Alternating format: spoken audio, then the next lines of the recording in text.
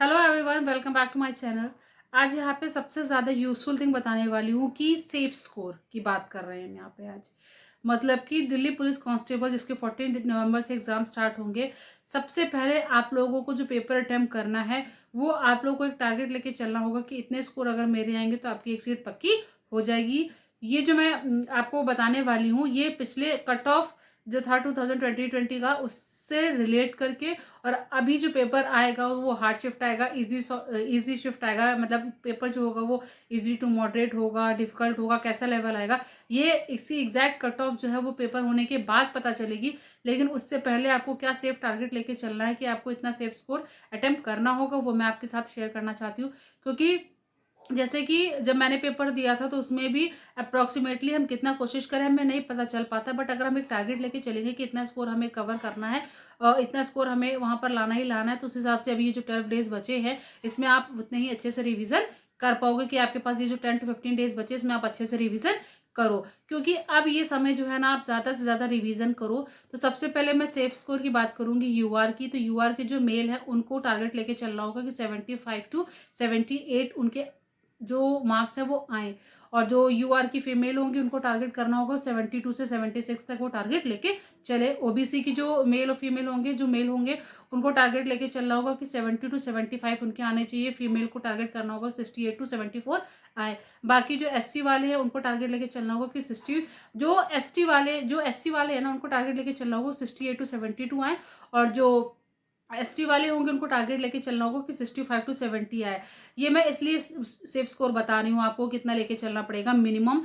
क्योंकि अभी आप देख रहे हो जैसे सीपीओ का हो, एमटीएस का हो, या जो सीजीएल का रिजल्ट आया, जो भी अभी रिसेंट में कट ऑफ आ रही है ना, वो बहुत ज्यादा जा रही है। इस बेसिस पे इस बार भी कंपटीशन ज्यादा होगा। बहुत सारे लोग हैं जो वेट कर रहे थे दिल्ली पुलिस वैकेंसी का, तो उन्होंने फॉर्म फिल किया। बाकी अभी जो 12th पास आउट स्टूडेंट है उन्होंने भी फॉर्म फिल किया। मतलब यहाँ पे जो 32 लाख लोगों ने फॉर्म फिल किया है ना, तो आप सोच लीजिए एक सीट पे कितना ज्यादा कंपटीशन होगा। तो आपको अपनी एक सीट पक्की करने के लिए इतना सेफ स्कोर लेना पड़ेगा। ये डिपेंड करेगा मेन इसका कट ऑफ जब पेपर आ जाएंगे। लेकिन जब पेपर आएगा ना तो आप देखिएगा इससे सिर्फ 4-5 मार्क्स अप एंड डाउन होगा, बाकी कट ऑफ ऐसी ही जाएगी। क्योंकि इसमें जीएस के वेटेज ज्यादा है, तो मैं ये नहीं बोलूंगी कि 100 में 90 प्लस जाएगी कट ऑफ। लेकिन हाँ, इसके चांसेस है कि ये 80 प्लस कट ऑफ जो फाइनल एग्जाम होगा वो जा सकती है।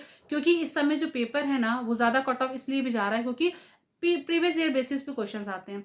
तो सब लोग प्रीवियस ईयर क्वेश्चन ज्यादा से ज्यादा प्रैक्टिस कर लेते हैं, तो सबको आइडिया हो जाता है किस तरीके का पेपर आएगा, वहां पे वैल्यू चेंज होगी, तो हमें इस तरीके से अपनी ट्रिक्स लगाकर क्वेश्चन को सॉल्व करना है। तो आप ज्यादा से ज्यादा प्रीवियस ईयर क्वेश्चन पे फोकस करो, उनको रिवीजन करो, जिससे आप भी अपना एग्जाम क्लियर कर पाओ। क्योंकि कई रीजंस होते हैं कट ऑफ हाई जाने के। तो यहाँ पर कट ऑफ ज्यादा जाएगी कम जाएगी एग्जाम होने के बाद पता चलेगा। बट मैंने जो आपको ये क्या कहते हैं सेफ स्कोर बताया, इतना आप टारगेट लेके चलो कि आपको मिनिमम इतना स्कोर करना ही करना है। क्योंकि इसमें जीएस का वेटेज ज्यादा होगा, तो आप जीएस ज्यादा से ज्यादा रिवाइज करो। बाकी अपनी जीएस मैथ्स, रीजनिंग और मैथ्स स्ट्रॉन्ग कर लो। क्योंकि अगर रीजनिंग मैथ्स में आपने श्योरिटी के साथ क्वेश्चन किए विद एक्यूरेसी, तो आपके जीएस में अगर थोड़े बहुत क्वेश्चन कम भी होंगे अटेम्प्ट, तो भी आपका स्कोर वो ऊपर कवर हो जाएगा। क्योंकि आपको 3 सेक्शंस मेनली, जो कि रीजनिंग, मैथ्स और कंप्यूटर, आपको ये तीनों में अच्छा स्कोर करना होगा। क्योंकि इन तीनों में आपका जो रीजनिंग है, मैथ्स है, इसमें आपको कॉन्सेप्ट और ट्रिक्स ही लगा के करना होगा सॉल्व।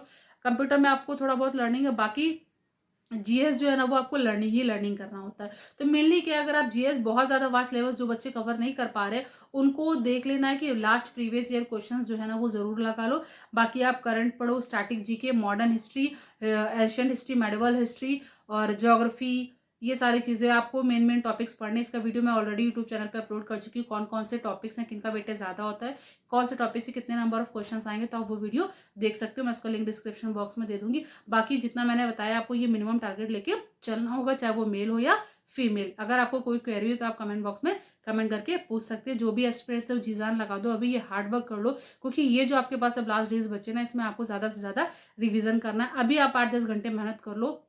क्योंकि बाद में 8-10 घंटे प्राइवेट नौकरी करने से अच्छा कि आप 8-10 घंटे अभी मेहनत करके अपनी एक सरकारी नौकरी पक्की कर लो। तो जो भी एस्पिरेंट्स हो, कोई भी गवर्नमेंट जॉब की तैयारी कर रहे हैं, बिल्कुल जी जान लगाकर तैयारी करें, हार्डवर्क के कंसिस्टेंसी के साथ करें। क्योंकि आपको नौकरी लेनी है तो आज आपको मेहनत करनी पड़ेगी। क्योंकि अगर आज आप मेहनत करोगे ना तो कल यही आपको सक्सेस दिलाएगी। तो keep hard working with keep consistency while study and be a good learner, learn all the things first of all cover your syllabus tricks and you have to revise. मैं सारे एग्जाम्स की बात कर रही हूँ कि सबसे पहले आपको सिलेबस कंप्लीट करना होता है, फिर रिवीजन। तो अब दिल्ली पुलिस कांस्टेबल में इस समय आप जितना ज़्यादा से ज़्यादा रिवीजन लगा सको, रिवीजन करो, मॉक टेस्ट दो और उसका एनालिसिस करो। मतलब अभी आपको सिर्फ 2 चीज़ें सबसे ज़्यादा फॉलो करनी है, अपना रिवीजन, प्रीवियस ईयर क्वेश्चंस और मॉक टेस्ट। अगर आपने ये 2-3 चीज़ें आपने अडॉप्ट कर ली तो आपका सिलेक्शन कोई होने से रोक नहीं सकता। तो जो भी एस्पिरेंट्स हैं, अगर उनको दिल्ली पुलिस कांस्टेबल की कोई भी स्ट्रेटेजी चाहिए तो वो मेरे यूट्यूब चैनल पे देख सकते हैं। Thank you for watching my channel. Please subscribe my channel for more details.